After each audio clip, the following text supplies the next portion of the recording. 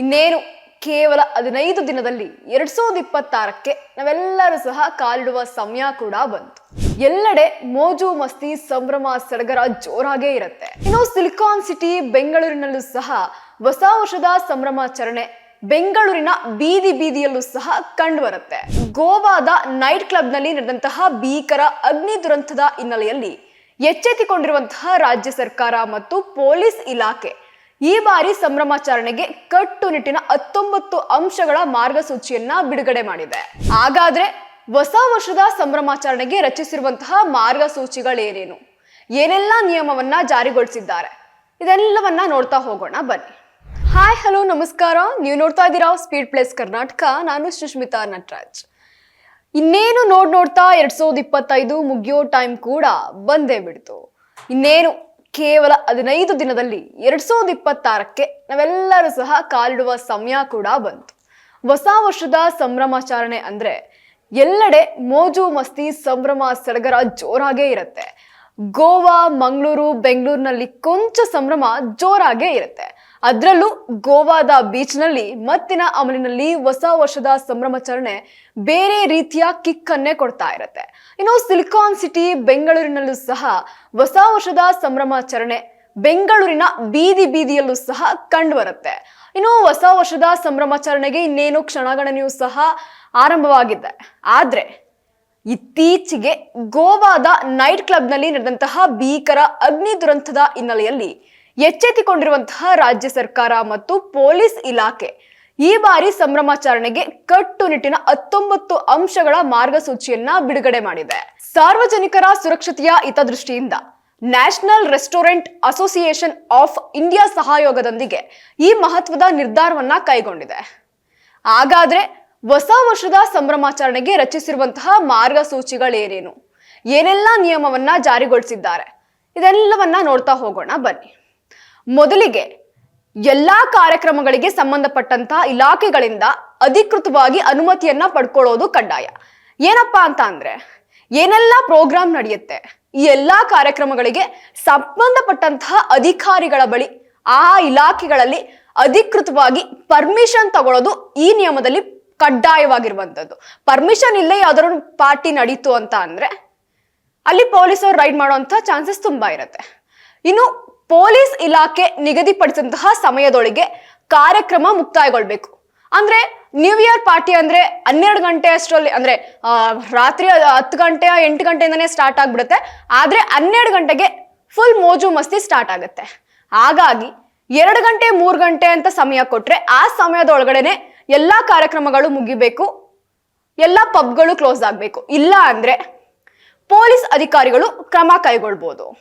ಇನ್ನು ಪರವಾನಗಿ ಇಲ್ಲದೆ ಹೊರಾಂಗಣ ಅಂದ್ರೆ ಔಟ್ಡೋರ್ ಸ್ಥಳಗಳಲ್ಲಿ ಮದ್ಯ ಸರಬರಾಜನ್ನ ಮಾಡುವಂತಿಲ್ಲ. ಯಾವುದೇ ರೀತಿ ಪರ್ಮಿಷನ್, ಯಾವುದೇ ರೀತಿ ನೋಟಿಸ್ ಇಲ್ಲದೆ ಔಟ್ಡೋರ್ ಸ್ಥಳಗಳಲ್ಲಿ ಮದ್ಯ ಸರಬರಾಜು ಅಂತ ಅಂದ್ರೆ ಡ್ರಿಂಕ್ಸ್ ಗಳು ಏನಿದೆ ಅದನ್ನ ಸರಬರಾಜು ಮಾಡುವಂತಿಲ್ಲ. ಇನ್ನು ನಿರ್ವಾಹಕಗಳ ತೀವ್ರತೆ ನೈಟ್ ಟೈಮ್ ಅಲ್ಲಿ ಜನವಸತಿ ಪ್ರದೇಶಗಳಲ್ಲಿ 45 dB ಇರಬೇಕು ಅಷ್ಟೇ. ಅಂದ್ರೆ ಧ್ವನಿ ನಿರ್ಧಾಕಗಳು ಅಂದ್ರೆ ಸೌಂಡ್ ಬಾಕ್ಸ್ ಇರುತ್ತೆ, ಸ್ಪೀಕರ್ ಇರುತ್ತೆ, ಇವೆಲ್ಲವೂ ಸಹ ಅತಿ ಹೆಚ್ಚು ಸೌಂಡ್ ಇರುತ್ತೆ.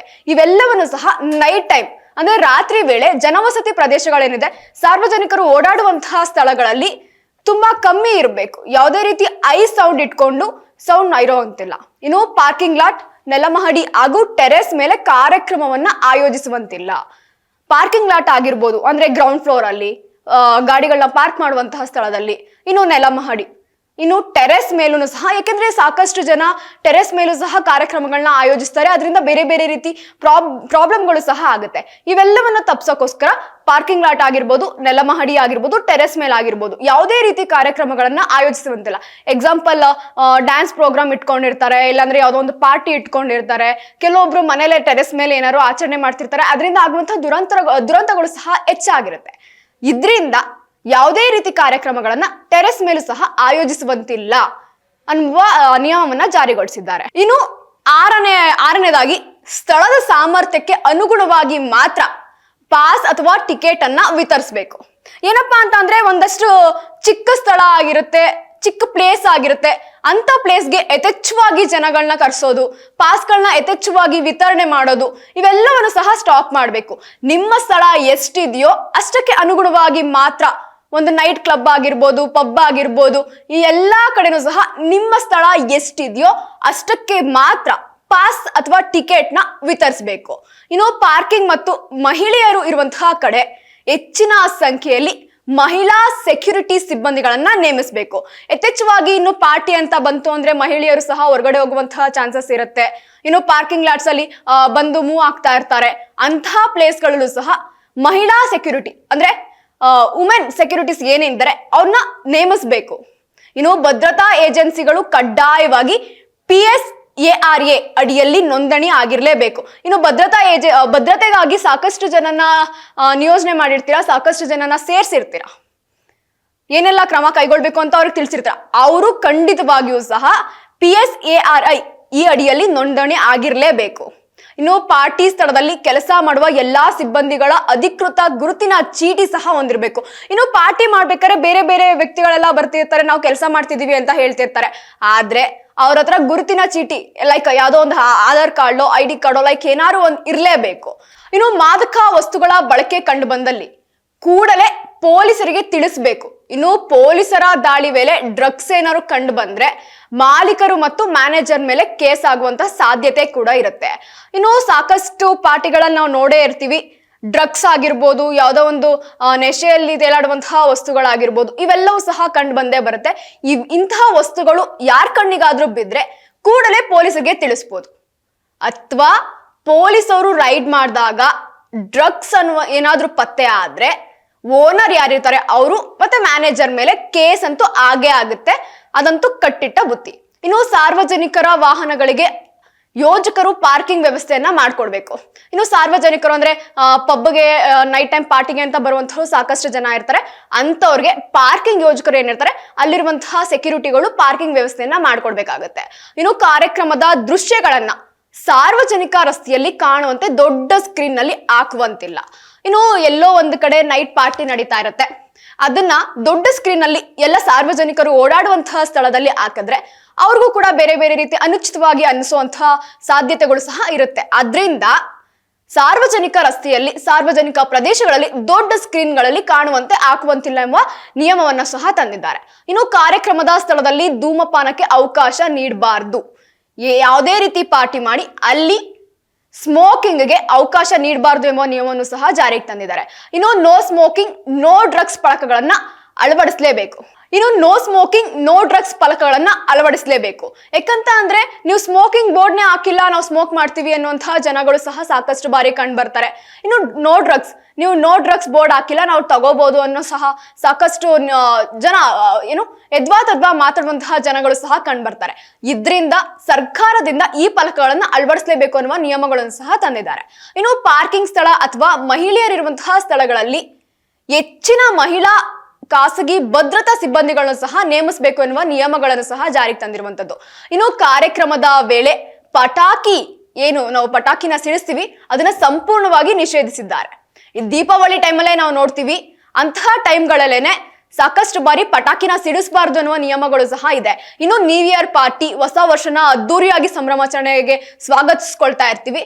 ಅದ್ರಿಂದ ಈ ವೇಳೆ ಯಾವುದೇ ರೀತಿ ಪಟಾಕಿಯನ್ನ ಸಿಡಿಸುವಂತಿಲ್ಲ ಎಂಬ ನಿಯಮವನ್ನು ಸಹ ಜಾರಿಗೆ ತಂದಿದ್ದಾರೆ. ಅಗ್ನಿ ನಂದಿಸುವ ವಸ್ತುಗಳನ್ನ ಅಳವಡಿಸ್ಕೊಳ್ಬೇಕು. ಇನ್ನು ನಿರ್ಗಮನ ದ್ವಾರಗಳು ತುಂಬಾ ದೊಡ್ಡದಾಗಿರ್ಬೇಕು. ಯಾಕಂತ ಅಂದ್ರೆ ಕಳೆದ ಬಾರಿ ಗೋವಾದಲ್ಲಿ ನಡೆದಿರುವಂತಹ ಘಟನೆ ಮೇಲೆನೆ ಈ ನಿಯಮಗಳನ್ನೆಲ್ಲ ಜಾರಿಗೆ ತಂದಿರುವಂತದ್ದು. ಈ ನಿಯಮ ಪಕ್ಕಾ ಇರ್ಲೇಬೇಕಾಗತ್ತೆ.